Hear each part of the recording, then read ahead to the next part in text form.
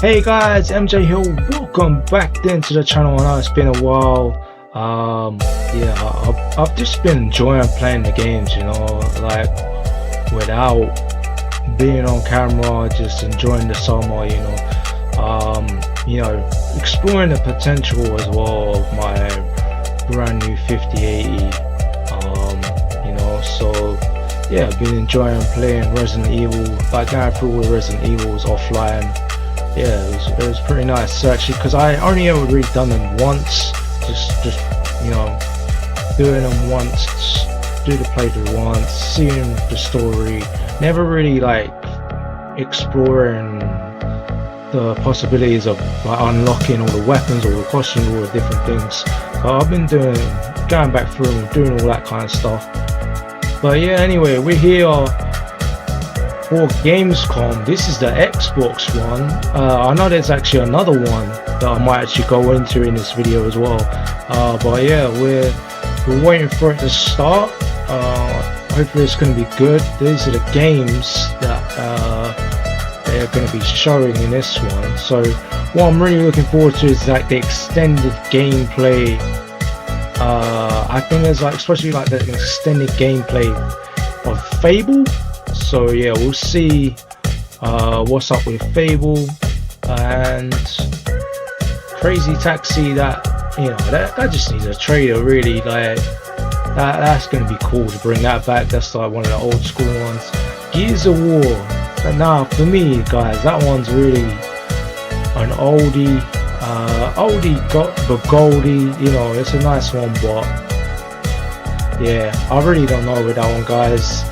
I was like really young when that one first came out. Was good back then, but after playing it for so many years, you know, I kind of get a little bit old now. But I'll be playing it again at least to see the campaign, to see the story. But because I was so young when it first came out, the old crew that you used to play with, they're not there no more. They moved on. They got their own lives. They got kids. They got jobs. They got this. They got that. They're keeping them busy now. So you don't. Yeah, shit, you know, it's you don't keep up with these people anymore. It sucks. So you have to go on and make some new friends with it. I don't know, but Tomb Raider, of course, that one looks decent. But apparently that one's got pushed back, I think, isn't it? So we'll have to see about that one. Forza 6,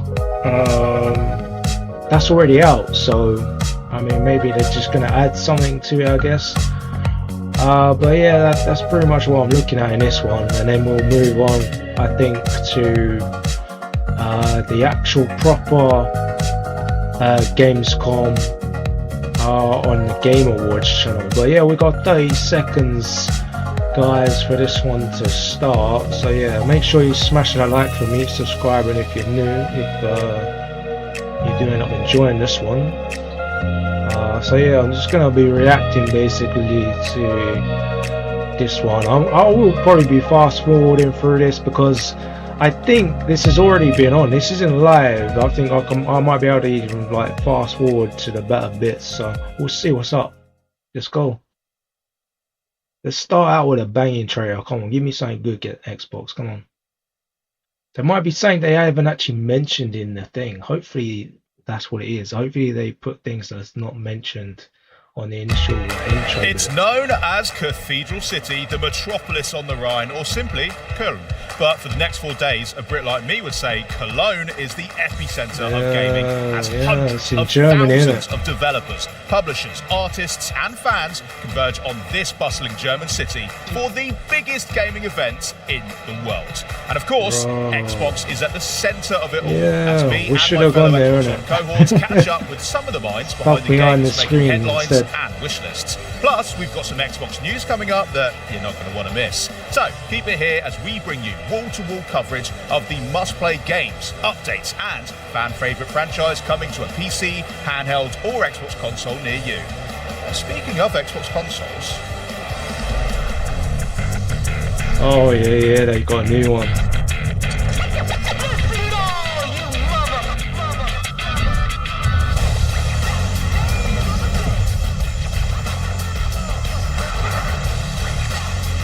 I mean, It's pretty nice.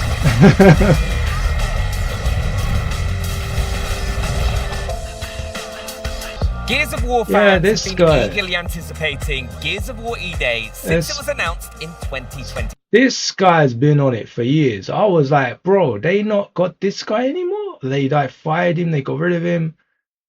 But yeah, this guy's been on it for years, man. Like, I was like, bro, are they like completely done away with these original people now? Because every time I see like an Xbox, you know, thing, they never had this dude on it anymore. So it's crazy. Like they brought this guy back.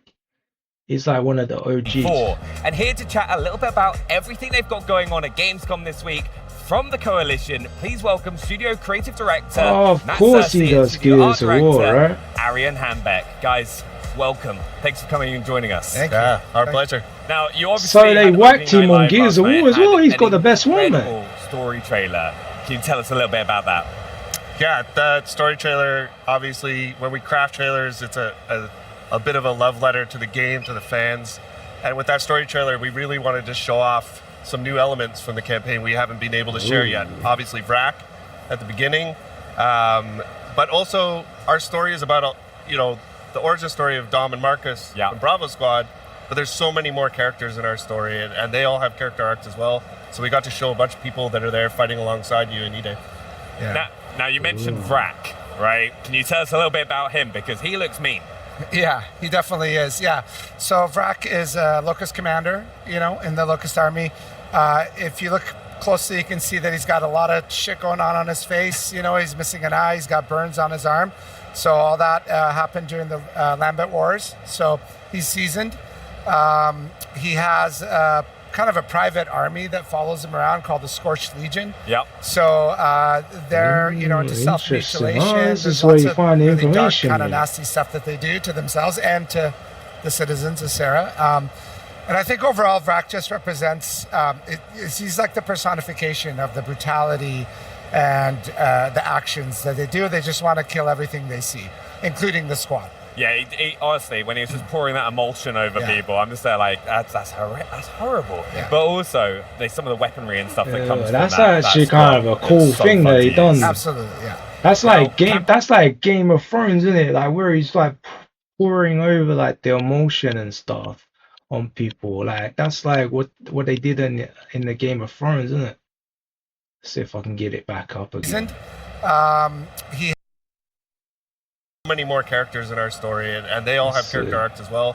So we got to show a bunch of people that are there fighting alongside you in E-Day. Yeah. Now you mentioned Vrak, right? Can you tell us a little bit about him? Because he looks mean. Yeah, he definitely is. Yeah. So Vrak is a Locust commander, in the Locust army. If you look closely, you can see that he's got a lot of shit going on. Yeah, this bit. There we go. Yeah, that's like freaking damn. That's mental, bro.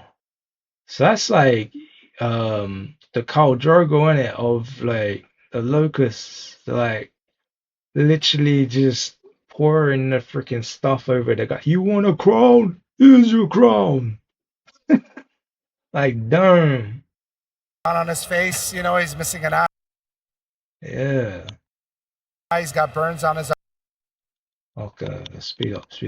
Let's go back. For the first time ever, you're playing a Gears game in a city that is alive. Yeah. Every other game has been destroyed. Everything's been destroyed. So that provides some really interesting opportunities and challenges. We really need to think about. So everything's not destroyed yet, because it's like E-Day. So I said it's literally just in one shot. Yeah. So I think fans, when they play the game, they're going to be able to. There's lots of storytelling, from something simple as a piece of paper on the ground, what's written on it, to what's, there's a meal that someone was eating when the locust came out of the ground, to more complex set pieces where there's a bunch of dead bodies and maybe they got dragged somewhere. They got a stadium in the distance there you can see. I swear that's like the stadium, in it, because there's like as well, one of the characters is like a freaking like football player. Freaking the Coltrane. I was like, well, oh my god, my mind just went. The Coltrane guy, innit? He was like a famous like professional like American football player or something.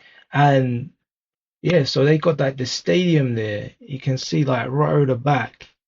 Um, so that's cool, bro. They got like the stadium intact. I think, it does pay to slow down just a little bit. That's like a nice while you're touch, playing innit? the game and look around and just really take in all the detail that we've really loved putting into the game.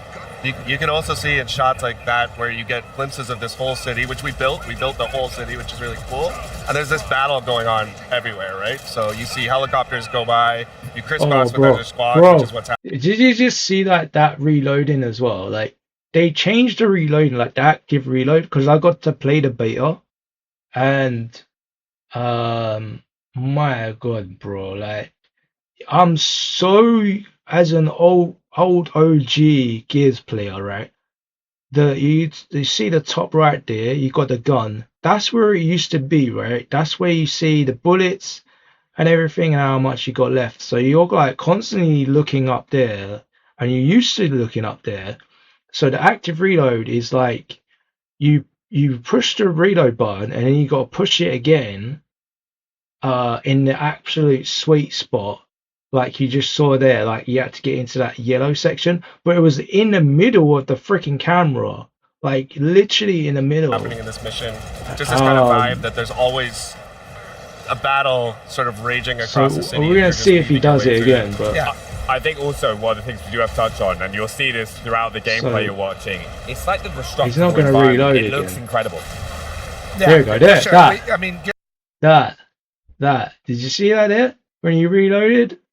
Oh my God, bro. Oh, that took some getting used to in the beta, man. Like I still didn't get used to it. Certain guns as well. Like it's not like it used to be. Like I don't know, not all the same, because I think like the snipers and the boom shots, different guns, like they did slightly change, but like even in this one, it feels like, so I think because of it being in the middle of the screen and the different ways, like the different like timings of all the weapons as well, it's like I'm completely relearning the game again with that being in the middle. It's just a slight little difference that they've done, and it's supposed to make it easier being in the middle of the screen, but I'm so used to it being in the top right. Oh no, man, I didn't like it. I didn't like that they changed that. But I think some people will. But yeah, for me it was, I couldn't get into it. Like, yeah, it's gonna take me a little bit to like retrain myself, or train myself to like get good at the game again on the reloads with that, because it just it just feels like it's changed so much. Gears has always had destructible cover in it. We've taken it to a few different steps here. You see some larger buildings come down at different moments in the game, just to make you constantly realize that not only is the immediate area around you, See, look there, he couldn't get the active. He couldn't get the active. He just done the normal. Away, you can hear gunfire, you see a building come down, you see a little block of a street go down. It's all happening live as you play the game. Now, everything we're watching right now is single player, but Gears fans always want to know about co-op. Yeah. Can you tell us about that? Yeah, of course. So co-op is near and dear to our hearts. I think it's one of the unique things that Gears has sort of woven into every part of it. Our story is about squads overcoming the odds together. We've got modes like Horde Siege that are about multiple squads of 4 coming together. Of course, we've got PvP, which is 4v4. I played the Horde online co-op, on 2-player split screen on console. All 4 players in the squad are playable, all 4 characters. And I think it's one of those games that it plays great on its own, but it just sort of comes to life when you're there with a friend, your ride or die buddy, like Marcus and Dom. A lot of our mechanics sort of come to life a little bit more in terms of our enemies, obviously DB&O and a bunch of other stuff. It's a great experience. Yeah, you see it a few times, like if you get downs, like Dom coming to save you and stuff like that. Yeah, different kinds of it, right? We have the rusher enemy that'll pin you. and he'll be on top of you so your buddy can come and stab him in the neck, or if you're playing with someone real, they can shoot him from far away. There's all sorts of examples like that. Yeah, I'm so excited to hop on with the rest of the Xbox On team. There's all four of us kind of flying our way through. It's going to be a lot of fun. But one of the other things in what I really like about Gears is there are multiple ways that you can approach scenarios. Like, this is a bit more of a linear mission that you've said in the past. Different gun, look but at that. what ways are people going to be able to approach different situations they're going to come across? Yeah, so this is definitely a little bit more of a linear mission, but even within this mission on this bridge, we've added a bunch of verticality to the game. It opens new flanking routes. You can climb up cars and trucks. And then this mission specifically, at the beginning of Act 2, is sort of leads into this. Yeah, mate, all right, I'll give it away that this is the beginning of Act 2. I mean, all right. Other part of Act 2 on the other side of the stadium that you catch a glimpse of in our campaign preview, where the world opens up a little bit. We give you access to multiple city blocks. There's a bunch of battles, like I said, going on different corners. You're always on your main objective. And we also add some new mechanics to the campaign. So we have our weapon mod system that people got to see in Horde Siege, and that actually gets introduced as you play through the campaign. You get to find new mods and craft your own weapons and really invest in the gameplay sandbox. Yeah, now this is actually something I got really excited about when I was watching through the gameplay earlier as well, is what kind of mods are people going to be able to get their hands on, and how is that going to impact the weapons that they're using? Well, it's a variety of mods, and some of them do little tweaks to the weapons. They change the clip size or your range, so you can just tweak it to your preference. But some of them are full-on attachments. Like you can take a Nasher and slap a bayonet on it. Yeah, so it's been really fun exploring. When you use an attachment, some of them have visual representations on the gun, some of them don't. But bro, you end up seeing people with different attachments. That's massive. That's a big change. To understand how people like to play. Why isn't this a thing? Why are they only mentioning this now? That's absolutely huge change. How are people going to be able to find those kind of mods to upgrade their equipment? In the campaign, that's where the open sections really sort of come to life. There's a variety of ways you can get it. It pays Is to it going to explore be a this game. multiplayer though? Talking about, there's a ton of environmental storytelling, but we've also hidden stuff around the world, collectibles, mods. We also have side objectives in some of our campaign missions where you can stop to help somebody optionally, another set of gears, some people that are trapped, and you get rewards for those as well. So it's really up to you. If you want to mainline it and do the main objectives, that's cool. You'll find some mods. If you want to fully explore the game, you'll find even more narrative tidbits. Bro, that's so good. Nah, that I was, at the beginning of the video, I was sitting there going, it's boring, bro. Is it gears, it kind of does in the multiplayer, right? When you once you completed the game and you continuously going through the multiplayer, year after year, and I haven't played it in years now, to be fair, but I was playing it consistently for years and years, and I was a massive fan, and then it just got boring.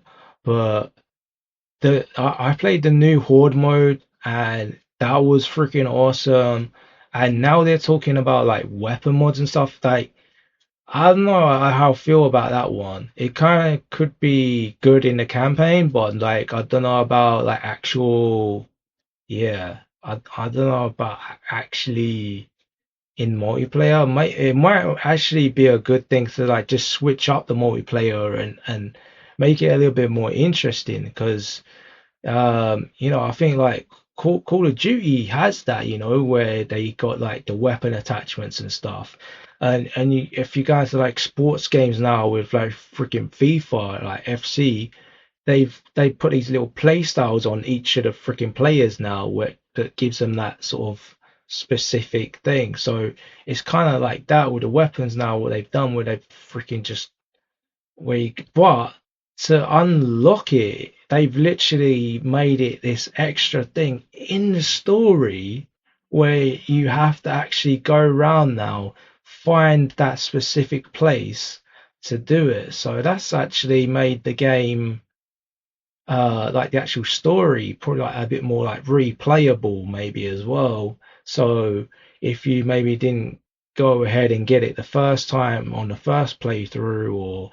or maybe there's a certain difficulty or a certain kind of situation what you have to do it in, where maybe you have to be playing it co-op to unlock it, or you maybe, I don't know, on a certain difficulty or a certain, certain thing, so then you can get that attachment or get those collectibles. That actually changes it up like significantly, bro. Like it's gonna be, yeah, it's gonna be good. It's gonna be good. But I uh I hate that because I love it, and I hate it, all right? Because when obviously these games all drop, bro, like at the same time, pretty much. Like they'll drop on that, and then it'll be like a week or 2 weeks, and then the next game will be out, and then they'll drop, and they'll drop another game, and then they'll drop another game, and drop another game. So, and it's so annoying, bro, because there's so many good ones, especially this year, man. Oh my God, there's so many. So to do it, and it's like, okay, now you're gonna add all these little collectibles and all these little bits and pieces that you have to go and make sure you go and get, not instead of just actually just going completing the story, enjoying the story. Okay, that one's done, bosh, I'm out of here. Now I'm going to move on to the next one, which sometimes I might just do that because I have to move on to the next one, right? Because sometimes I'm not uploading it to YouTube, and I'm just like, okay, right, cool. I'll bash that one out, complete the story, whack it all up on YouTube. If there's extra little bits and pieces that I think you guys need to know about, or little tips and tricks, then I'll mention it in those videos, or if I come across collectibles, then I'll right there and then I'll put it in the video, or put it in the video title, or I'll put it and I'll clip it up, and I'll just put, there you go, guys. That's what you need to know. But like, bro, it does significantly like change it. Like for me though, like if it's a big one like this, like Gears of War, I'm super into Gears of War, so I don't mind spending the extra time playing it. But like, it's annoying when you've got Gears, you've got like GTA 6, you're gonna have like the new Call of Duty, you're gonna have like the new, like if you're into like FIFA or whatever, I'm into FIFA. Well, hopefully it's better than the last year's one was trash, but so, and with FIFA as well, like, oh my God, bro, like the objectives that they do on that, bro, you literally have to play that thing every day or every other day to make sure you keep up with it. They've got it set out. If you miss some stuff, miss a week, miss a few days, you're like behind. So unless you're putting money into that game, you're playing catch up constantly. That's how they've worked that one. So it's been really nice this summer, man, because I put that one aside for the first time in years because of how shit it was. So I've just been playing Resident Evil, been enjoying life. Like, oh my God, yes, Resident Evil. Like, so nice to just sit back and play like a nice story game. I know I should have been playing the Black Flag, because obviously they re-released that, but like I played it a little bit, but and it was really good. I really did like it, but I don't know, I just kind of like switched it off. And it's the Halo Combat Evolved thing, that's what I'm talking about. There's so many games, so to like switch from that one to that one to that one to that one constantly, yeah, it's difficult, man. And to get it all up on YouTube as well, you know, yeah. But I'm like rambling on. We're supposed to be here to watch this thing. You probably clicked off the video, but but yeah. Um, hopefully there's not too much more of this, because I think I might just skip right ahead to the Fable one after this, man, because yeah, otherwise the video is gonna be like so long. Um, I'm really excited for that because you can just spend that extra time discovering the world if you want to. There's good surprises out there. I'm looking forward to finding them. Now, we've just had our first look at the Boomer, and he is way bigger than people maybe used to. Yeah, he's massive. There's actually a Boomer on the show floor here that people are taking pictures with, and he's standing next to him. So in the game, the Boomer's 9 feet tall. This is quite a bit bigger than the Boomer's traditionally been in Gears. This goes back to this idea where we wanted to take the things people remember and amplify them a little bit. Yeah. And then it also introduces fun ways for him to enter the battlefield. There you can see he breaks through this big truck, this tanker trailer that causes a bunch of fire and explosion. But he also doesn't fit through doorways. So if he's coming through a traditional door, he has to bust his way through. Oh my! So that just makes it a little more exciting when he makes an entrance. Yeah, you're like, oh, I'm fine. He's 9 foot. He can't get through here, and he just smashes it through. Yeah. No, I've got to say his weapon as well, because we all know the boom shot, right? This is like even bigger. It's a bigger boom shot. Yeah, like the Locust. Dang, they made it bigger. When we were going back and looking at revisiting old weapons, we always wanted to see if there was something else we could do. So we've got like the prototype Lancer, we've got the heavy boom shot. Means you're really committing to carrying a rocket launcher around instead of just something in your back.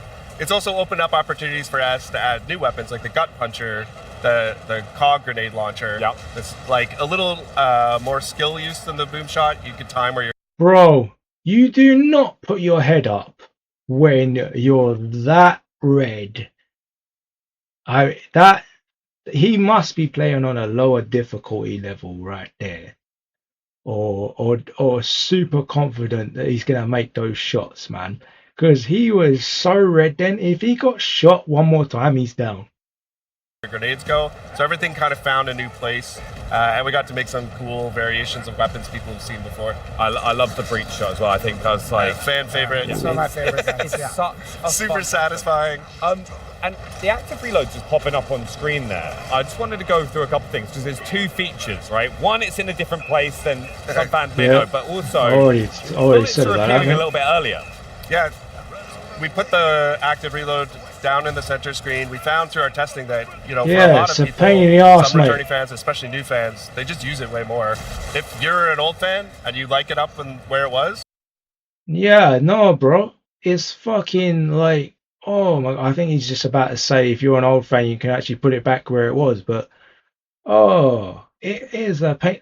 It's saying people use it way more. Really? Really, bro? I'm going to have to watch that. I'm going to have to see that. And that's your muscle memory, 100%. There's a setting for that. But yeah, for that's some my guns, muscle. we also have that's it, bro. That's it. My muscle memory is on there. I've already gone through all this, so I'm not going to talk too much more about that. Because, that's my muscle memory, top right. So if they're saying you can put it back there, I genuinely think I might put it back there. Because how often do they bring out a Gears game, man? Like, it's been ages. So maybe I can just freaking just do that. Put it back to where it freaking come from. And hopefully they'll do that if on the next Gears game after that as well.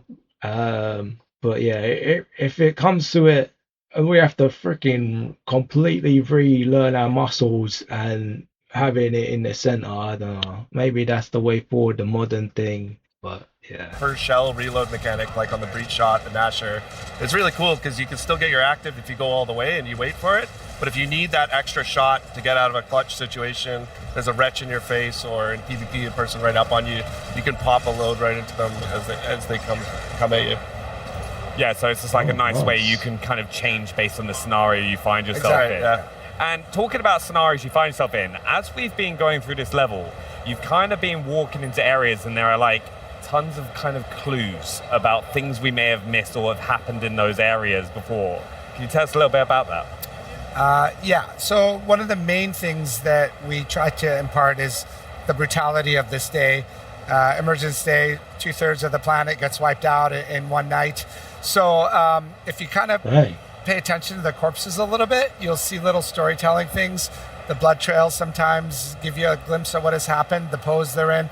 So there's a lot hidden in there to check out. No, I honestly, I'm so excited. A big thank you as well for you guys coming and joining us and taking us through Gears of War Day. What's one thing that you're most excited for fans right, to see with Gears of War E-Day? Well, we shared a little bit each time here. I'm really excited for people to experience this story. I think this is one of a great Gears story. It's all the classic vibes and some great new characters and some really emotional Gears moments tied in with all the brutality. I think people are going to love it. Gears of War E-Day is the next game in the Gears of War franchise. It's the story of Emergence Day. It's going back to the beginning, when the locusts first come out of the ground and start attacking. It is also a game that has been built from the ground up on Unreal Engine 5 with all new art and all new... Alright, yeah, so guys, yeah, this is the thing that I was gonna say about that's gonna be like super geeky. I don't know, it's my video anyway, who cares, right? Like but the Unreal Engine 5 apparently, right, there's like a lot of games that use that, and it's its own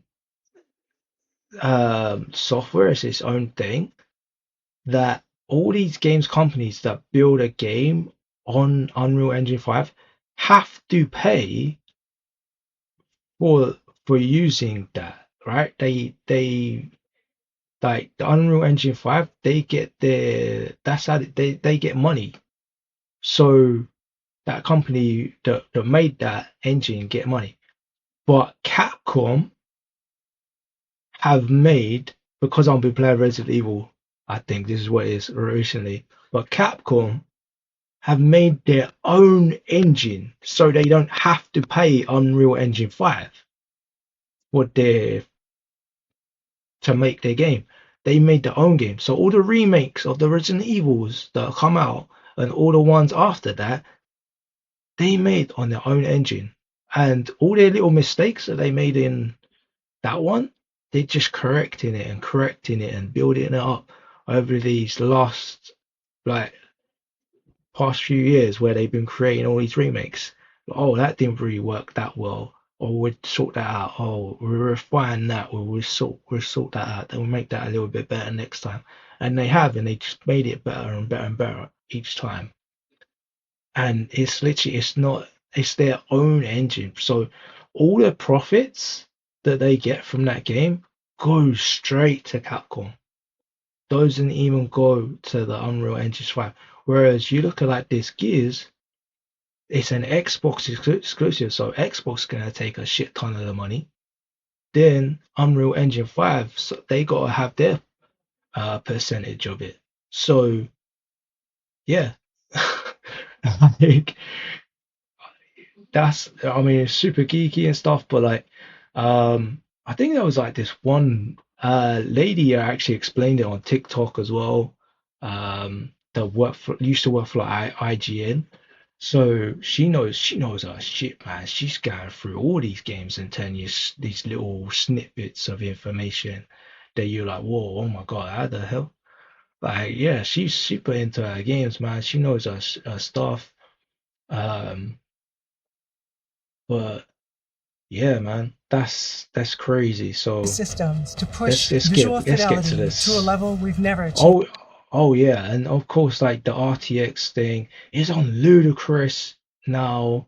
If you got like the high end, graphics card, which I don't know, too many people have. I've got the 5080, but I only just got that one, man. Like this year, I won't be going out buying like a brand new freaking high end card like every freaking year or every couple of years when they come out. I'm keeping that for a while now, but because my old graphics card was like it was like a 1060, so it was years old, so I needed the upgrade, man, big time, big style. Because all I would be just playing my games on was like Xbox and PlayStation. Like I had my gaming laptop, but it was like pretty like just sort of like PS4 level graphics, I guess you could say. So I needed that jump. I needed that big old like, yeah. So and obviously I played this, like I said, I played this on that 5080 and you can before. see the graphics. Gears of are War is insane. probably best known as an Xbox franchise, but the PC has always been a very important platform that we're using to bring the most we possibly can to the game. The PC community is incredibly important to us. I, myself, am a PC gamer. I've been making PC games for my entire career, and we've built this game with a PC mindset. We're trying to push a lot of technology, high detail geometry, heavily using nanite and lumen. We're going to be one of the first That is not going to be something that Xbox Gears players are gonna like. And I tell you now, me and my friends used to play when they first done the cross platform multiplayer thing, and we was all on Xbox, and then you'd get one or two guys come in from the PC, or maybe more than that sometimes, and it just there was some games where we absolutely smashed them, but there was a good few games where it started to be okay. I can't quite keep up with these guys. I can't shoot these guys. I don't know why they're like the bullets are sponging off of them and that kind of thing. So I think they gotta like look into that if they are gonna make it the cross-platform again, but which they probably are. But yeah. So for that reason, now I've actually I'm seeing the technology now of what is on these 5080s and these high-end gaming PCs, and I'm like, bro, I'm moving across. Like I don't care about the consoles now as much as I used to. I used to love getting on the consoles. But now I'm slowly kind of converting over, man. Like I've got my 5080. I'm like, nah, I'm getting my games on this now. So and that there's gonna be like a huge difference in like the frames per second, and because consoles are locked right at 60 frames per second. So this is the technical bollocks again. But consoles are locked at 60 frames per second, sometimes even 30 frames per second on some things. But usually it's like 60 frames per second. So when you come to the PC, you can get above that easily. And if you can't, or if there's a setting where they locked you to that, you can easily just tweak in the settings and change it so that it goes above 60 for you. And then you'll notice that your character will be able to do things a split second before the other guy can. And that is literally what is happening when you play a multiplayer and when you're playing against a PC player. They do shit a split second before you, bang, you're dead. Especially so if they're a decent gamer as well, and they're of a decent level, and they're better than you, or if they're better than you, or if they're a decent level, then 9 times out of 10, they're gonna kill you before you get a chance to get them, which sucks. And also as well, this is the same thing with like input delay of like the buttons and stuff with the console. There's a little bit of input delay on a PC. There's barely any input delay.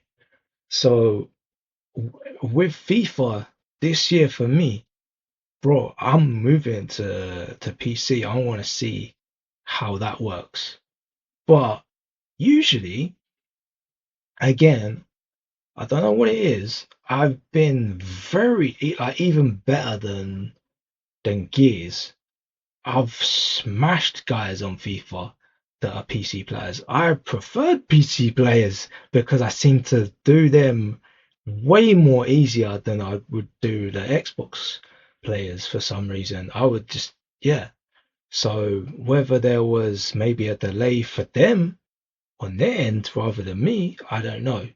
But it worked out better for me to play against a PC player on Xbox and I smashed them than an Xbox player. So I don't know, it's really weird. But usually how it works, if you are playing against an Xbox player, you can have that split second even in football games or whatever game you play, and the input of the buttons is better. So even like in the sports game, if I want to pass to a player, Bosh, it's gonna pass to him, or you're gonna have that shit FIFA thing where it's not gonna pass to the person that you wanted it to pass to, but it's still gonna hit the button and it's still gonna do it and respond a lot quicker than what it would do on that. So I'm hoping the gameplay is so much better for that. I mean, I know we're on Gears right now, but yeah, I'm talking like completely different game. But yeah. Anyway, let's carry on. Oh, this video is gonna be so freaking long, bro. Titles to use mega lights. Gears of War supports hardware, ray trace, lighting, shadows, and reflections.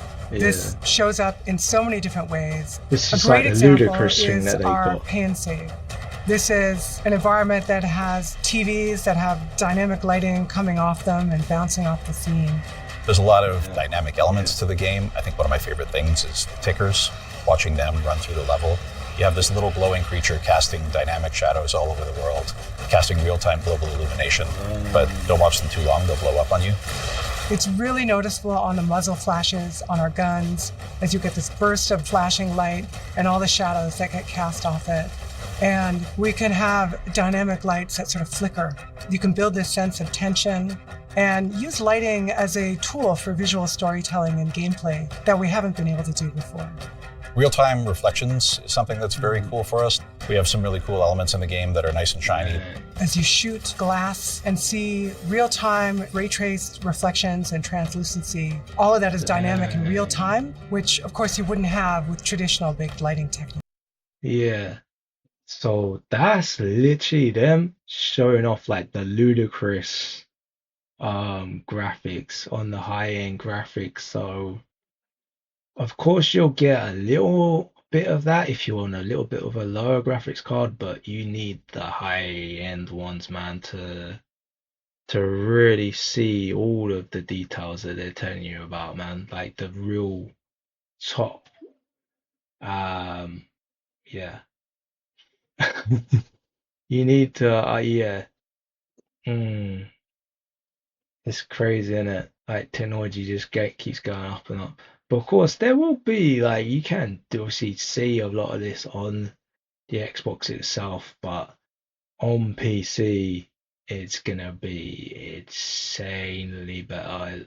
That's what they're trying to show. So they're pushing people to the PC. That's mad, isn't it? All in all, ray trace lighting brings the dark, gritty vibe that we want to life in the game and really adds a level of realism and cohesiveness that's never been possible for us before. And on our ultra spec or our ludicrous spec PC settings, Yeah, see, she said it, ludicrous. we push ray tracing even farther with higher ray trace samples, more rays, but also RTX mega geometry. We're going to Mega geometry. What the mega geometry? That's a new one. first Unreal Engine title to show RTX mega geometry in our game. This is really exciting because we're a very nanite-heavy title, but there's always been a bit of a discrepancy between what's available for us to happen at raster and what's available for us to happen when we're ray tracing. Mega geometry allows us to use the same level of detail that we're using for nanite as our ray tracing basis. It pushes the visual ray trace scene to a higher level than we can achieve with Unreal Engine's technologies out of the box. You see some of the examples of foliage or shadow detail that is just crisper and has more fine detail in that shadow. You definitely get a lot more detail in a lot of the rock surfaces. They look just a lot sharper and a lot more correct. And as well, things like barbed wire, things that were just not possible to represent with the amount of triangles that we had available to us, all of a sudden look really nice. Our environments are incredibly dense. We have 100 times the geometric detail in our game than... Yeah, that's the thing as well. Like, they used to use barbed wire quite a lot in the old Gears of Wars to, like... Because there used to be, like, the I think like in a horde mode where you would kind of set up little blocks, little barbed wire, like to block out the bad your enemies coming in. Yeah. So barbed wire was used a shit ton back then, but it it kind of looked okay because it was like back then, like the graphics back then were what they were. So, and you was like back then, you was like, oh yeah, this looks so realistic. Oh, this is so good. But like you watch now, it's like you're looking at real life, man. Anywhere else. And be able to work with NVIDIA and bring mega geometry to this game really is going to show what games are going to look like in the future. DLSS and other super sampling techniques really allow us as a developer to perform more advanced graphics techniques that just wouldn't be possible to do if we were working at full resolution. It's something that allows you to take a lower res image and then using machine learning is able to upsample that to a larger image without really sacrificing the quality. We also support dynamic multi-frame generation, allowing you to push to the highest frame rates possible. Yeah, this is what I'm talking about. Look at that. See? 230 frames per second. You ain't getting that on freaking normal Xbox, man. This they're locking it at like 60 frames a second, right? So you literally look, you get that on PC, bro. 200. And it's so important that we tie this with Reflex. Reflex lowers latency and improves the responsiveness of our game. It's something we think is very important, especially in a multiplayer environment or a very competitive game. You want to make sure that you have your enemy in focus and your reticle over them at all times. We want a nice, smooth frame rate, and we want that ultra-responsive input latency. Yeah, so they're talking about input now. They're literally talking about everything I just said before, bro. Like, it's like I predicted the whole thing. I swear I ain't even watched this. Customization is a huge part of why I play games on PC, and it's part of what we wanted to make sure we're delivering for E-Day players. If they care about HDR, if they care about frame rate versus resolution, we want all of that choice available for players. I'm an ultra-wide player. I have really pushed the team to make sure that we are showing up strongly there. We have full support for native 21:9, gameplay up to 32:9, and all of our cinematics are also real-time and are rendered in ultra-wide. Our benchmark is something that's very important to us. It was something that has always been used by reviewers for years after we ship, and it's something we hope will be that way again. This is a very... Yeah, that's what I was gonna say, bro. I think they know it's gonna be a while before they bring out another Gears game, right? Because they haven't brought Gears game out for a while. This is like the next kind of one. And they know obviously the new console is probably around the corner as well, right? Like this generation of PS5 and Xbox Series X is probably on its way out. And you can kind of see now with the new 5080s and the new like 5090s graphics card. Yeah, look, they're literally using a 5090 graphics card. You can see it there. So they know like with the technology is improving and stuff. So they wanted to like put that extra part onto it to future proof it. That's crazy. That's actually good, man. That they're like kind of future proofing it. Very technically ambitious title, and I think we're going to push hardware for years to come. Yeah, see? We've always built our games to showcase the latest technology and push what is possible in gaming. And working with NVIDIA, who share the same philosophy with us, we've been able to bring features like ray traced lighting, RTX mega geometry, DLSS, Reflex. For players, this means delivering an experience that feels like they're playing a movie with the real-time performance that you expect in a high-end game. Damn. October 6th, Xbox console exclusive. And why does it say console exclusive when you literally just talked about it being on the PC and throwing up all the PC graphics and shit? And now you're saying console exclusive. No, there's Tomb Raider, isn't there? There's Tomb Raider, bro. Yeah, we gotta watch a little bit of Tomb Raider. Let's just skip it to the actual where they not even talking and we can actually see the thing. There we go. Absolutely incredible. Eric, talk to us about, well done and congratulations to you, the whole team. Yeah, it's the team's work, but what we're trying to do is being authentic to the place that we are bringing people in, because basically Lara Croft is archaeologist, so the places she discovers and she explores, they need to be real. So in this example, we dive deep into Incan culture and architectures in Peru, and also the plants. His mic is so loud, bro. And everything, with the idea of bringing back the original feeling. So we've done what we could we've been authentic to the Peruvian culture, but also we bring, it's a game, so we want to make it fun and beautiful. Yeah, it's really, when we dove into it, we're like, okay, the cog puzzle is such an iconic part of that game. I'm going to say iconic a lot because we are dealing with an icon. Yeah. So, but let's say they're memorable water cooler moments that people remember so well.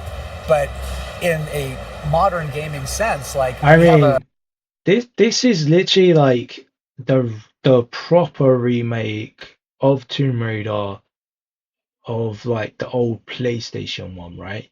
Where she's actually like in that exact sort of outfit you can see there, and it's that exact kind of a bit more like that style. Whereas the newer Tomb Raiders that they did were more just that was like a complete well, this is like a remake, but it's like a remastered type. I don't know. I'm messing up how I'm explaining it here. But yeah, like the older this one is like the older PlayStation ones, right? Like complete revamp of that. Because you can see she's got like the exact same sort of outfit and everything. And this is Lara Croft. This is Lara Croft, or supposed to be Lara Croft, literally how she was from the PlayStation version of it, right? The original one. But the newer ones that you might have seen, she was more, where they changed the story and she was kind of like a survivor type. They wanted to change it, and then she had like the bow and arrow and everything, and they completely changed it. This one is like how Tomb Raider is, like it's supposed to be Lara Croft and everything. But it does look like to me, with the way they're doing puzzles and crap, and they're doing all that was in it, but it looks like they're doing so much here. Like I can already see. We have an ability to create a higher believability sense of immersion. So yeah, it's not completely. It doesn't look completely at all like in the gameplay. It's not a complete copy of the PlayStation. They've added, like, because the trailer of it, where she was doing all the flips and she had the double guns, and you saw the dinosaur, and you saw that brought like the old schoolness to it. But you're looking at it now, it's like, whoa, what? Huh? This is extra they put to it. So it's not going to be exactly like it was back then. We really kind of step back and we look at it for what it is and how we try to make the gameplay feel naturally seated and believable in the world, but just slightly out of place. Like, why does this exist? Yeah. It sparks a feeling of curiosity. And curiosity combined with exploration is like what Tomb Raider is at a core. And so we get it on screen, and we hopefully make people happy with it. Yeah, but also when you look at the cock puzzle, we wanted to make a sense why it's there. So we created a whole narration around it. Like, we created this culture has the ceremony of bringing the cocks together to open the gate to Tomb of Qualtech. So it was really fun to just build the whole structures and logic and the whole system, why it would be there and how it worked. I love that. Like, here's a perfect example of curiosity on display. Like, Lara gets a beautiful pencil dive into the water after dislodging the roots. Ken, all right, by the way. Awesome. But along the way, she's like, wait a minute, I see something out of the corner of my eye. The player drives in, and they come into this new space. You may have never missed this unless you took it. Is she playing it? Like, the girl in the bottom? Because she's kind of like looking down like that, or is she just trying to like look at the gameplay or something? I think no, they're all looking at the screen that's like below them, aren't they? Like they're looking at the gameplay. You may have never missed this unless you took, or you may never seen it if you had not taken a chance to actually just look around for it. I mean, speaking about looking around, is there maybe particular... So they would have never found this place if they didn't try and... Oh, what's this? What was that? Ultimate Plus, is it? What? Huh? I don't know. Yeah, so they would have never found this place if they didn't. That's details cool, that you guys are really proud of, or that you want players to really notice in the environment of the game? From an environment perspective, for me, was the most important. I want people to immerse in a game, and I don't want to break this immersion, so I wanted to build everything with the logic. So everything, all the mechanisms, all the puzzles, they need to be there for a reason, and me and our team, like, we really work really hard to make sure that every single puzzle, every single... Oh, they gave her the axe though. Look, that's the axe from the newer one. So they have still kind of gave her like a little bit of an axe. Okay. Single obstacle that Lara meets, it makes sense. So like when you dive deep into the environment, into the world that we are playing, it's there because I want to build it, not because the game requires it to. And we don't want the environment to feel like it's a heritage site. I mean, we're in the wild. This is a lost city, lost to time that we are discovering. And as a result, we have the opportunity to kind of do some storytelling tricks where we can actually say, hey, this is a culture that evolved in isolation for a while. So how do you preserve what we know about Incan culture, but at the same time, give it a uniqueness to say, hey, it's unmistakably Tomb Raider, but it's that way because they just evolved in isolation for a while. Yeah. And when you play the game, you're going to find out why. Yeah. Sick. And then you can have a lot of fun with the overgrown aesthetic, as well as obviously some of the dirt that Lara's picked up as she's traversing through these environments. That's sick. Yeah, I mean, that's a part of just making sure that the environment feels like you are the person who discovered the first in a very, very long time, because that's what she does, and we want to make sure that that's how it feels as well. Yeah, and Lara's she's not a delicate flower. She looks good, but she is going to get her hands dirty. She's going to dig in. Heck yeah. She's going to go anywhere, and she's going to follow her instincts, similar to how she's doing here. She's like, I need that cog to get that puzzle moving. I found one, but that has opened up the path to somewhere else.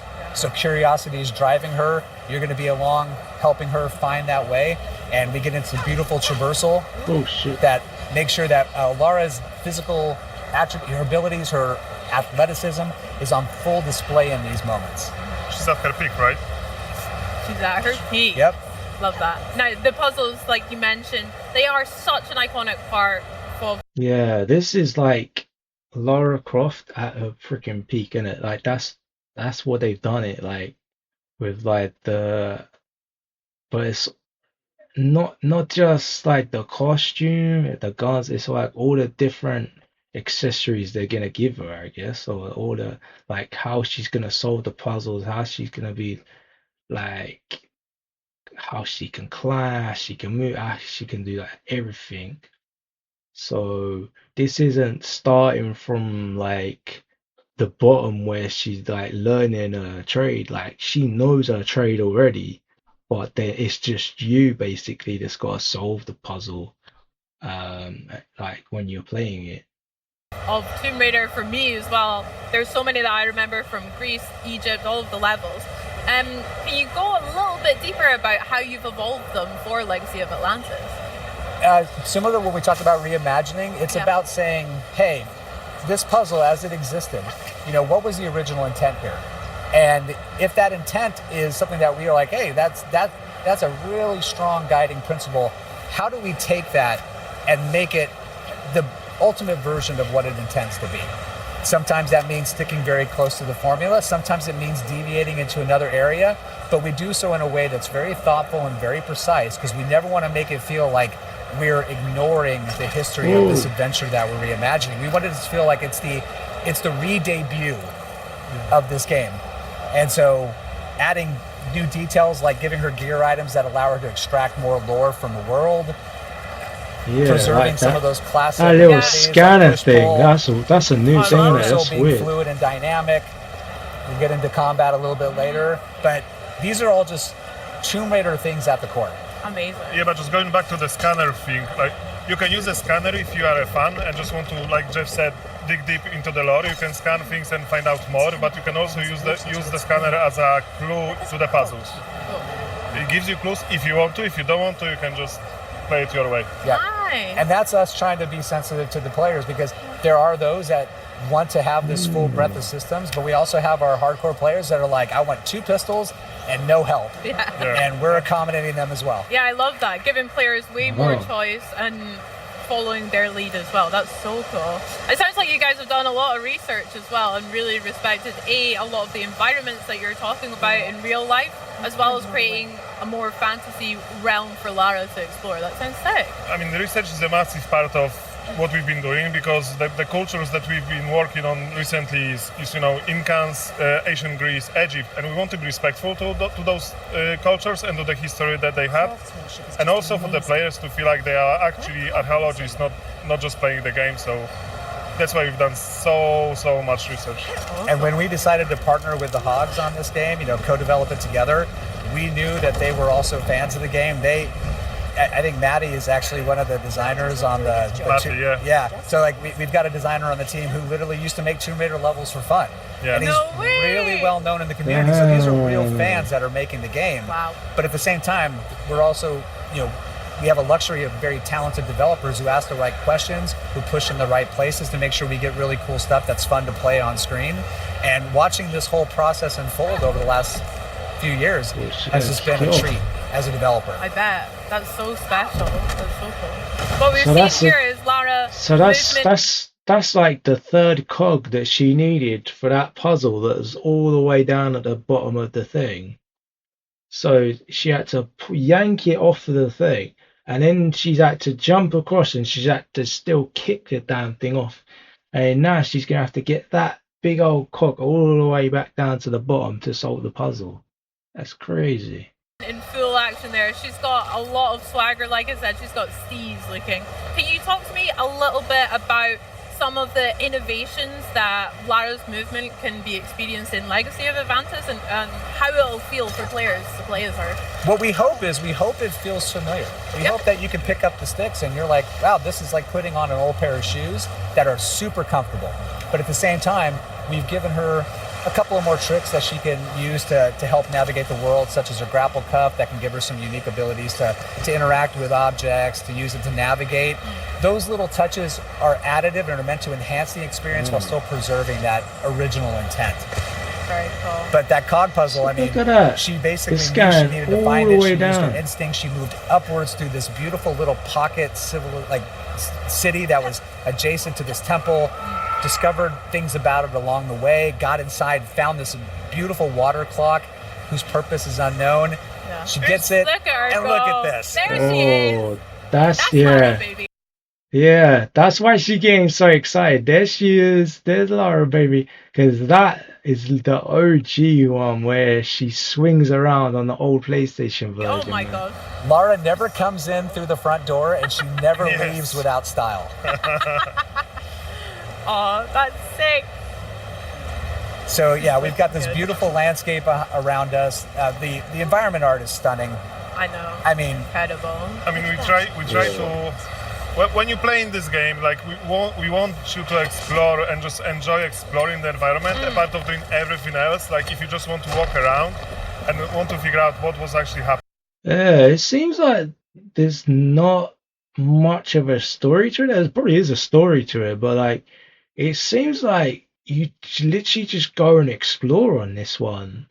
Like I know, like they said in Gears, like you can go off and explore and get the collectibles and get these certain little incentives and little different attachments to your weapon, different things like that. But this one, of course, because it's like Tomb Raider and stuff, completely different game. But like this one seems like completely like you will just go around and completely just explore everywhere and not even play the story at all. Like you'll just be going around all these little tombs, all these different things. But that's good, because that's like Tomb Raider, isn't it? Like you then become Tomb Raider and go around all these places and just Finding this explore. place and Yeah. how what the people were doing there hundreds of years ago, you can do so, and just working on all those vistas, it's just so awesome. People, like our teams put so much heart and passion into building the vistas like this. Look at Look at that. This that is one view, of my bro. favorite Cinema, favorite guys. moments is the postcard shots where you're Yeah. alone in the wilderness. You can hear the birds chirping, the leaves rustling. There's no time clock. We want people to slow down when they play the game. We want them to say, take it in, enjoy it. You don't have to speed run it, but if you're listening and you do, let us know what your time is because we'll keep track. But that's great. It's the type of audience that we have. You know, we have people that want to challenge themselves to move through the experience as fast as they can, and those that want to sightsee. And the game just is welcoming to all. I'll be sightseeing for sure. I've got tears in my eyes. I'm not even joking. That is absolutely incredible. Wow. I wanted to go back a little bit and talk a little bit more about Lara's toolkit and how that's evolved here. So we've mentioned her grapple hook, we saw the scanner in action as well. How is that really going to affect the gameplay for players, and what other tools has she got up her sleeve? Well, we've got like you said, the two items that we've already discussed. Nice. And as Arik mentioned, the scanner has some dual functionality. It can not only give you some hints that are optional if you don't want to engage with it, but it also gives you some world lore. But on top of that, we've got some things under the hood in our PDA that we can use to help give her some slightly different skill attributes if you want to equip her in a certain way to help meet challenges as you can face them. We've got our crafting system because we want to make sure that, you know, finding med packs in the middle of the jungle. It's cool. A little bit old school, Yeah. 10,000 years old. That's lucky that there's a first aid kit What do here. you mean? They're not there all the time? So we were like, how do we make this still feel like Tomb Raider, but at the same time, like, not break immersion? And so that's where, like, crafting is a perfect add-on addition to it. It lets her scavenge the world for a resource. Okay, yeah. So yeah, back in the day on the old PlayStation ones, they literally had the med packs, didn't it? You literally would find the med packs, but it was literally in the middle of like an ancient tomb. So it didn't make sense. So it's like, okay, how can we change that? Boom. All right. Let's make it into the crafting thing. So you have to craft a med pack. You just find certain things in the wild, in the wilderness, that's gonna be able to create your own med pack. Okay. Resources, use her knowledge and her ability to craft something useful. And on top of that, she can use recipes to provide certain gameplay buffs that are going to help give her short-term If you want, you don't have to. And you can just play the old school way, dual pistol, all the way through with healing items if you want. If you want to put your heads down and power through it, you can do it, but these things are available to you, and we think they're fun to engage with. Amazing. The Tomb of Qualipec waterfall gate is opened. Done it. Now here we're advancing to a little bit later in the game. Yeah. We're now just on the cusp of a very memorable first encounter. So folks, hold on. Here we go. Oh, I remember this. Look at a view. But we got to do it Oh with style. dang! Yes. Look at a nice I'm so worried you were gonna dive, do this one. bro. I got so sick. You know, she's so cool. Early stages of the project, we were like, hey, you know, if we're really going to do this, we want to represent Lara in a way that she's fully recognizable. And part of that is the acrobatics. Lara without the acrobatics is still cool Lara, but not classic Lara. And here, they're on full display, but what I hope people appreciate is that there's more grounding, more believability to it in how she moves. She's still having fun, but... It's synonymous to her, but like you mentioned, the more grounded when she was kicking the Oh, cog is this puzzle, where that she was shoots the sick. dinosaur Yep. tracks? Those little interactive moments add a sense of cinematic spectacle time to time, which is nice. It allows the game to still feel like a summer blockbuster. Oh shit! And speaking of, hello, who are these guys? Hello. The rocker design looks really cool, Arik, as well. Brilliant, thank you. I love the addition of the feathers. Yeah, I mean, we wanted to keep the red color, you know, which you remember from the original one. But obviously, our knowledge about the dinosaurs evolved so much since 1996. So we wanted, like with this game, we want to add on the top of what's been done already. So we kept the color. We had our own. Bro, you see the slow motion freaking jump, man? Whoa! silhouette designs and we added the feathers to make it unique for the Legacy of Atlantis. Nice. Oh, And their she got combat has all the been, moves, like, man. dramatically overhauled. They're no longer just charging at you and just taking bullets. They're thinking, they're evading. You have the ability to use the health reticle when in aim down sight to be able to kind of assess where they're at so you can target your shots. And with Lara's combat, love seeing the axe make a little appearance. Utility gear for the win. But when she's actually in combat, she's got a loop of, assessing the situation, responding, and then moving to make sure she can then reassess. And shit. Lara's always in motion. Her combat is fluid, it's organic, bro, there's but at the loads same of time, it helps her kind of overcome challenges and get the upper hand.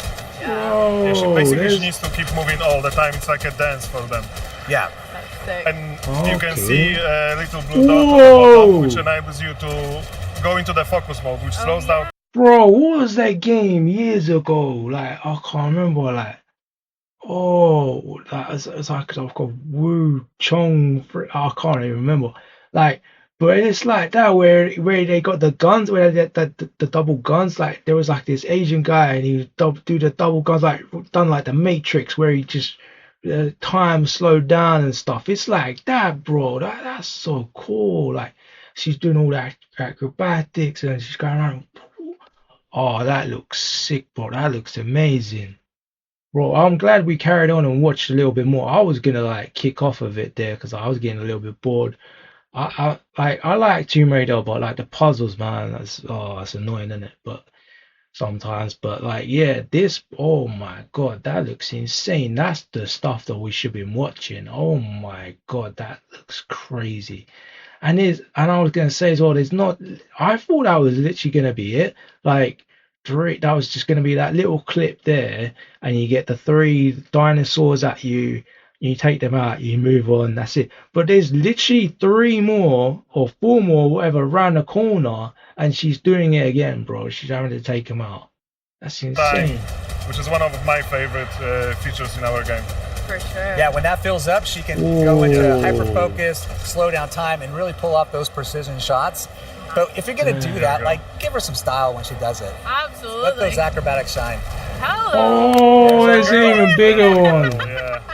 Yay! Oh my gosh, what was it like reimagining such an iconic boss fight here as well as the other ones in Atlantis? How was that? From our perspective, it was just an honor to work on a T-Rex, but like we've worked for such a long time to just make sure it's perfect. Even the other dinosaurs are running, man. Trying to be respectful to the OG one, the moment when she's coming out, like throughout the corner and you see the T-Rex. We couldn't do exactly this, but we wanted to have the same emotions when people see her for the first time, and then just working on a design, it was such a blast. Yeah. And when you see her, it's like she still has some of those classic DNAs. She's got that beautiful green with that yellow pockets under her eyes. But we've also got some added elements in the feathers that also provide a little bit more of a reason of, she's in a geothermal valley. I mean, she's going to have a little bit of plumage that feels like it matches that environment, and it just gives her this really recognizable signature look. I just love that we added those red feathers because there's so many versions of the T-Rex, in all the medias, and those red... Oh, I love how they cut it. They cut it right off there. Feathering on the top of this green and yellow eyes, for me, it's like beautiful. And like chocolate and peanut butter, it's just great getting these two back together again and seeing it like never presented before. So T-Rexes love Lara. I love that as well. With the T-Rex and again other iconic bosses, what are you guys hoping that resonates with players, or what are you hoping that they experience from them coming across? Yeah, no, we can take it or leave it. No, I'm kidding. We absolutely want people to be engaged. We want them to be pulled in. We want them to have fun. Yeah, we want them to feel like they're being put on. Okay, yeah, that's it.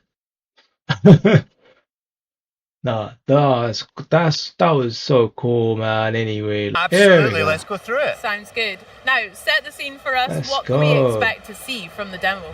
So we are going big for Fable this week at Gamescom. We have actually got not one but 2 demos that we're showing here today, but the one that we're looking at right now is one we're showing in a theatre right here on the Xbox booth, which is a segment from a relatively early quest in the game, and we are bringing together all the disparate bits of Fable that we've been teasing people about for what seems like years now. Right, you're going to see cinematics, you're going to see story, you're going to see choices and consequences, you're going to see... Bro, this girl, she's well happy with it, mate. Like, she was on Tomb Raider and she's on Fable. Well done to her, man. Like, she got two good ones, isn't it? Combat, that's another big thing that we're talking about here this week and giving some folks hands-on with at Gamescom. And it is all set against the backdrop of the magnificent capital city of Bowerstone. So we're arriving in Bowerstone, not quite for the first time, but certainly early in the game, and taking in its sights. Oh, blimey, Governor. This is the best one. Absolutely delicious. This is now, the best you one. mentioned we're here at Bowerstone. Talk to us a little bit about maybe this city as well as some of the other... Bro, like, this is the thing. Like, I think Gears, I'll play, I'll do the story, everything like that. But like Tomb Raider, I'll probably would explore it quite a bit as well on that one. But like Fable, oh, this just looks like one. I don't even care, bro. Like, if FIFA's out at that time, I will put it away. I will play the heck out of this, man. Oh, it looks so good, man. Oh, I don't even care. Like, yeah.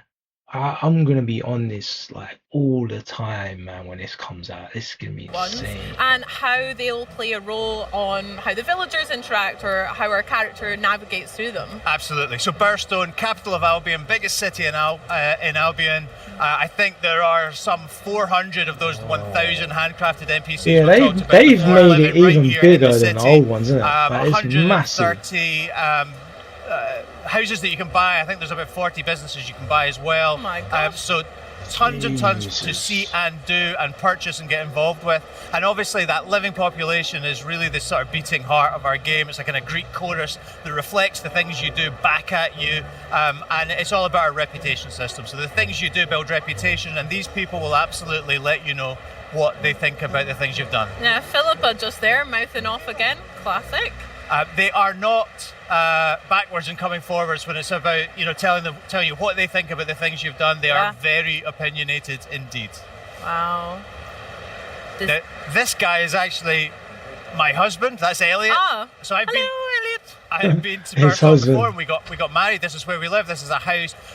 All the buildings in the city and indeed the game, you can go inside. They all have fully realised interiors. The design, the level of detail is just incredible. We live here, Elliot and I, with our daughter Daisy, who's just round the corner. Oh, he's got a daughter as well. Thank you very much. Yeah. Oh. Yeah, we're going to leave our father to deal with that question. Probably. That's easier. The interior is absolutely gorgeous, Ralph. Yeah, incredible work from our artists, incredible work from our technicians. A really beautiful game. Beautiful. Very varied within Bowerstone. We're going to see a variety of different parts of the city, which will all reflect the different statuses of the people who live here. Gorgeous. Wow. So whereabouts are we headed off to? What is our hero up to on this journey? Great. Whoa, well, look at this story place. recap. What has brought us here is obviously that terrible event that happened at the start of the game.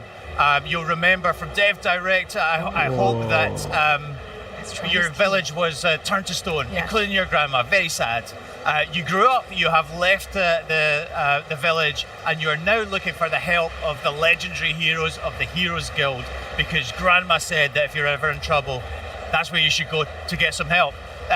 We couldn't quite get into the Heroes Guild earlier. We went and got a key from our brother Connor, and now we have used that key to access the Heroes Guild. We're looking for Humphrey the Golden, who you might remember from a trailer we did a couple of years ago. Yeah. We believe he's the guy that can help us save our grandma and our village, and we're about to meet him right now. Let's find out. Okay. Poor grandma. Indeed. I remember like back in the day there was like one called like Maze or something, right? Again, the interior looks amazing. I love the artwork on the left. Yeah. Oh, someone's snoring, I think.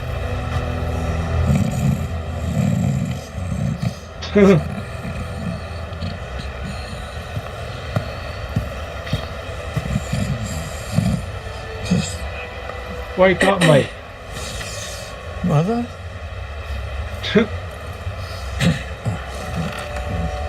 Can I get a large beer, please? Thank you. What?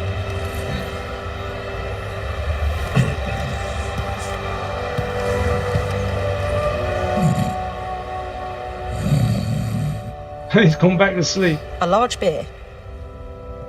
Right. She's gonna do it?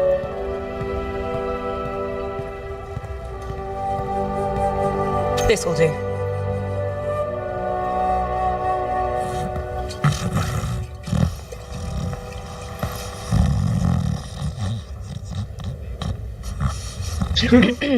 Oh. Throw it over him, hand it over. Oh, I was gonna say like. Obviously, you can choose to throw.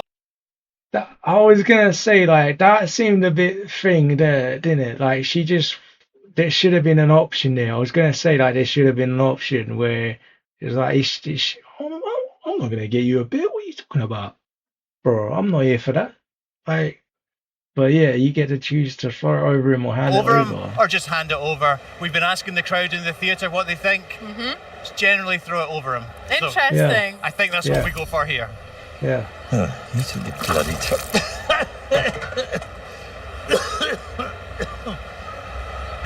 She enjoyed that. All right. Hero. Yeah, of course you are. I need your help. Now I'm finished. Guild's closed. My nan used to tell stories about you. She Your said... nan? If you're some kind of mega fan, I think I've still got some merch out the back. Got shields with my face on. Sort of tabard things. She's trapped. They all are. Oh. My whole village. There was a woman in red. She could have been a hero. Or... You're a hero. You'll work it out. And what about you? You're being evicted. You gonna tell me what happened? I mean, I'm not particularly proud of it, but I ran up a few debts. I don't like to talk about that. I reached out to a local sculptor in town, commissioned him to capture my image in a raw and marble. Anyway, I don't know what I did wrong, but he wouldn't pay me in the end. I did what anyone would do, and I went down to Ronnie's place. You lost the Heroes Guild on a bet. Oh. It's fine. I'll get it back. And your gold. You're not listening. I meant what I said. I'm done. I'm not doing it for you.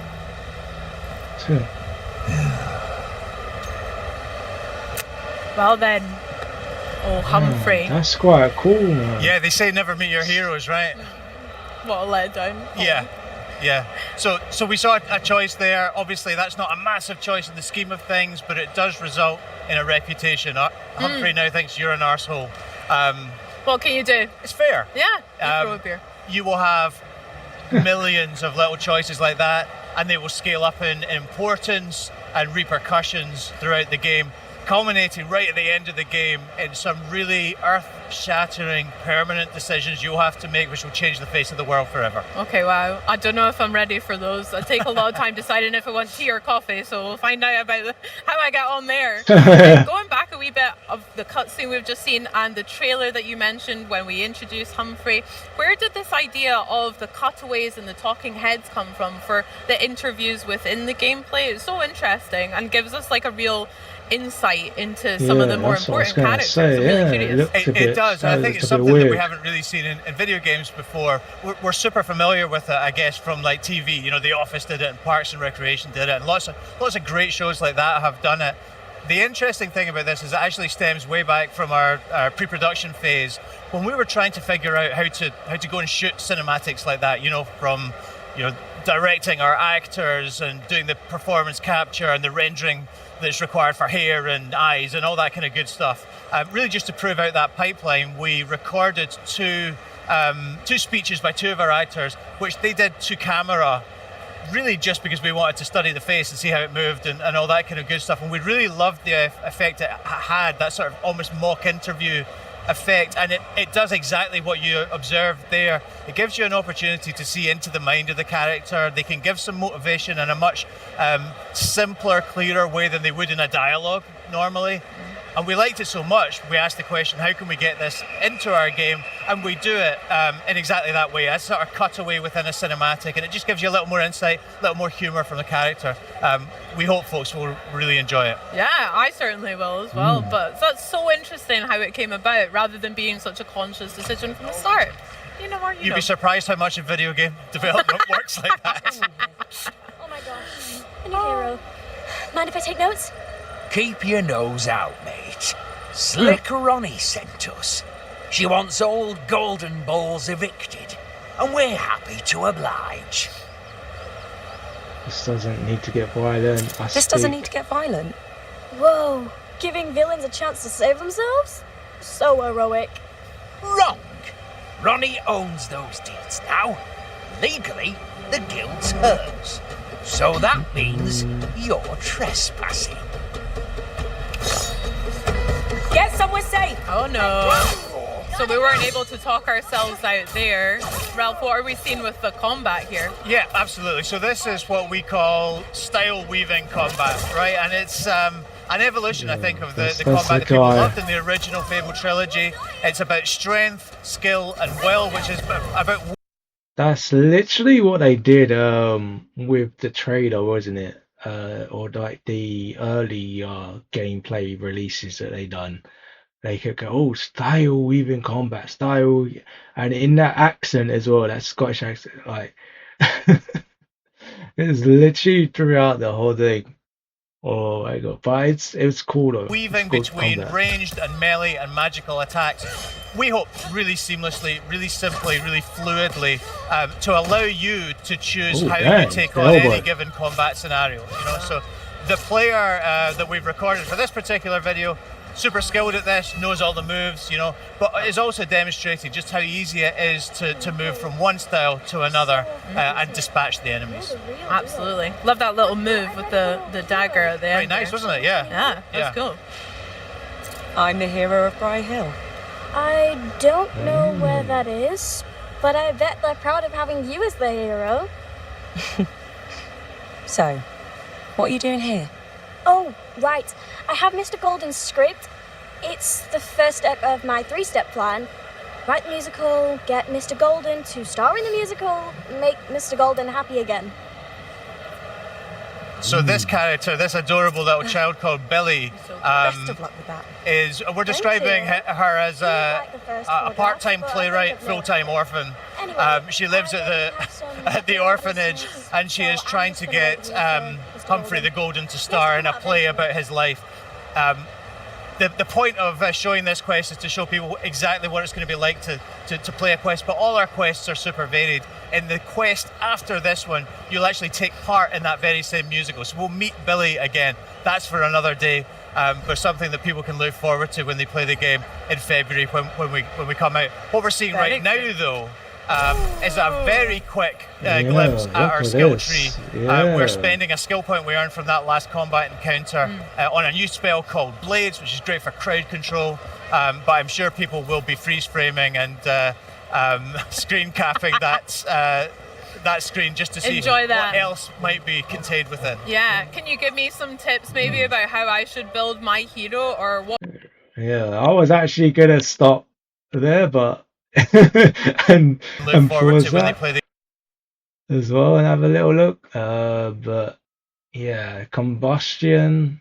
I mean, you can't really tell, but like it looks like there's like a wind one, there's like a fire one. There's one there what he did by away with the swords, which that one's like the old classic Fable one, isn't it, where you get like a bunch of swords floating in the air to like to get them. I think that looks like a lightning one as well, like because you can blast lightning from the sky in the old ones as well. You had the fire, I think, in the old ones, so I think they have got a few of the old ones in there. But yeah, interesting, huh? The game in February when we come out. What we're seeing right now, though, is a very quick glimpse at our skill tree. We're spending a skill point we earned from that last combat encounter on a new spell called Blades, which is great for crowd control. But I'm sure people will be freeze framing and screen capping that screen just to see what else might be contained within. Yeah, can you give me some tips maybe about how I should build my hero, or what should players focus on with their talents and skills? So that's a great question. I think honestly the answer that we would always go to is we want you to be the hero you want to be, right? And we've set up this combat system, the way progression works, the way that you'll build skills and new moves and upgrade your weapons. It's based on how you want to develop as a hero, and I guess also your particular style in combat. Yeah, that's good then. You can build like how you want your hero to be, but you just see here like this really nice little golden trail as well, and it's so bright as well. So you can see exactly where you got to go. I can't remember what game it was, a while back that I played, and they had this, but you could barely see the golden trail. But this is so bright, you can see exactly where you go. But so you're not bound by any specific class. You can basically build the loadout that you want. Personally, I'm all about power, so a big hammer, damage dealing spells. There are lots more skilled players than me who use crowd control and teleports and what have you. So it's all about how you want. Oh, he gave one away there. So you can teleport as well now. Okay, so you can teleport. You can use. It looks like you can use fire. You can use the lightning. Yeah. You can use the blades. So you can use the wind. Take on a combat encounter. Nice. I am impressed by some of the magic we've seen here and earlier in the year as well. I'm excited to get my hands on it. Very pretty. Yeah. Okay. So we made it to a tavern, a wee pub. Oi, you got business with Ronnie or what? That's right. This is the hangout of the gang. Me? Tell you. The Silks? Is it the Silks? I think it's the Silks. We're trying to reclaim the guild deeds which Humphrey lost on a bet. Yes, we're trying to negotiate our way in here. It's the Slicks, of course it's the Slicks. Any feedback for me, same by the way? I'm on a work experience placement. If I don't make it here, I've got to slum it with the Yorkshire gangs. He's on a work experience placement in the enemies. Swearing more, also? Blimey. I could give it a shitting go. Cheers, hero. Yeah, fair enough. He doesn't seem like the most confident criminal I've ever come across, our friend Stan. He's literally on work experience to be a criminal. Like, what? Yeah, I think there's going to be some funny parts in this, man. But I think our advice will stand him in good stead. I think so too. I think actually we're going to kill him in just about 45 seconds time, but spoilers. That's a little bit of a spoiler, yeah. So this particular challenge you can play any number of ways. When you actually play it in the game, I think for in the interest of time, we pay our way through this next particular blockage. But there are different ways you can go and speak to people and find different ways through this locked door. What? Amazing. I'm here to see Ronnie. Good for you. Boss ain't really taking on new clients right now. You got an appointment. Oh damn! Look at her. Can't you look the other way? So yeah, we're cash rich, so we're just going to pay the $2.5 grand. Easy way. There you go. Can't you look the other way? For that amount of coin, I'll look whichever way you tell me to, mate. Why don't you go on through, eh? Make yourself at home, but not too at home. Look whatever way you want. No touching the boss's there stuff. You go. She'll be with you shortly. Nice. Sarney, love her name as well. Was someone called Big Bath as well? Yeah, I think that was another member of the gang. Yeah. It's a good nickname. Yeah. Could be worse. So we're looking for the guild deeds, and I I guess the likelihood is that they're behind this locked door, but you know, our hero is resourceful. We're going to pick this lock. Oh, She did cool. give us So a wee you're clue to literally have a look gonna. about. Well, tell us not to, but what are you going to do in this scenario? Not open the lock? So what? You're gonna go and steal it back then? Is that what's gonna happen? They're gonna actually like not even gonna try and make a bet back or buy it back off them or do something like that. It's literally just like I'm gonna go pick the lock, go in, and then we're just gonna steal the deed. Exactly. Okay. Oh, I love all the trinkets I wonder if there's like different ways how you approach this one. we've got around here. Yeah, and Very pretty. we don't do it in this video, but there's a lot more to rummage through in this Better get this back to the guild. in this particular room. But yeah, in the interest of time, we're just going to grab the guild deeds and go. Yeah, Ralph, I'm really good. Okay, yeah. So he says, in the interest of time, they're just gonna grab it and go. So there is another way, maybe doing it. That's cool. For that, I'll check in every nook and cranny. I and do I'll the be same. Good, Yeah. good. I think it's good player behavior. Me too. Thank you. Vindication. I like that. Had a few too many pints, actually. You smug git. That's quite funny. I tell you what, though, it takes stones robbing from me in my own poorhouse. Humphrey used to be like that, back in the day, before he shit the bed and fell apart. Not that I haven't enjoyed watching the guild slowly bleed out. Well, you're bleeding out next. Now you're speaking my language. This hero causing you grief, boss. Nothing you lot can't sort out. Humphrey should have warned you not to fuck with me, hero. Bit late now. Sort them out. That's actually pretty cool. Like, so obviously, like the first Fable was more like kiddie kind of thing, wasn't it? And I don't think they swore too much in it, but this one is swearing all over the place. I don't know. I can't remember with the Fables if they swore that much. I can't remember. I don't think they did. They're swearing all over the place in this, but that's cool, bro. Like I like it. It makes it more funny, like in some places, isn't it? Okay, another wee look at combat. Another fracas on our hands here. Like I swear a lot. Anyway, I've probably sworn a lot of this video. I don't know, but like, yeah. We spoke about some of the different various combat that we can use for tools, melee, range, etc. How do they complement each other? And Ralph, what's your preferred style? You mentioned that big hammer earlier. So I love a big hammer. Yeah. I think Whoa. exactly. And like I say, I tend to go for big damage dealing spells, Sure. light blades, light fireball. But you can play the game in a bunch of different ways. We actually had somebody playing in hands-on there's over lightning. in our behind closed doors demos today, who absolutely blitzed through it. Incredible skill level. Did it on the highest difficulty level. So our team was sort of standing around applauding. Wow. So you can bring a lot to it.